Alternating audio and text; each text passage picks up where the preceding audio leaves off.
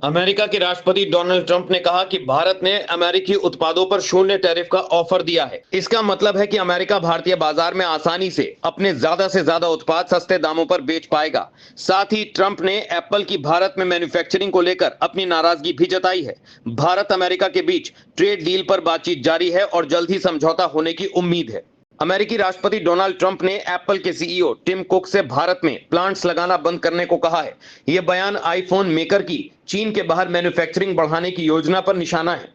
Trump ने Qatar में cook से बातचीत कर जिक्र किया और कहा कि एप्पल अब अमेरिका में प्रोडक्शन बढ़ाएगा। इससे एप्पल की अमेरिका के लिए आईफोन भारत में बनाने की योजना पर असर होगा।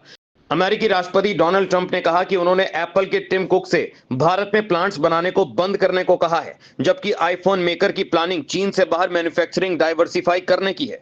ट्रंप ने कतर में अपनी स्टेट विजिट के दौरान एप्पल के चीफ एग्जीक्यूटिव ऑफिसर के साथ बातचीत का जिक्र करते हुए कहा, मुझे कल टिम कुक के साथ थोड़ी समस्या हुई। वो भारत में हर जगह बिल्डिंग कर रहे हैं। मैं नहीं चाहता कि आप भारत में बिल्डिंग का काम करें। इस चर्चा के परिणाम स्वरूप ट्रंप ने कहा कि एप्पल अमेरिका में अपने प्रोडक्शन को बढ़ाएगा। एक रिपोर्ट के मुताबिक यूएस प्रेसिडेंट ने कहा, हमें इसमें कोई दिलचस्पी नहीं है कि आप भारत में बिल्डिंग का काम करें। भारत खुद का ध्यान रख सकता है।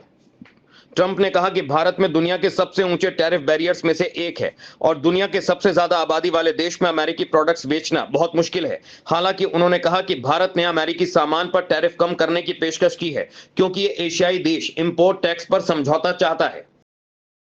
राजसत्ता टीवी पर आपको मिलती है देश दुनिया से जुड़ी एक से बढ़कर एक खबरें। आप भी जुड़िए, हमारे चैनल को सब्सक्राइब करिए और बेल आइकॉन दबाना मत भूलिएगा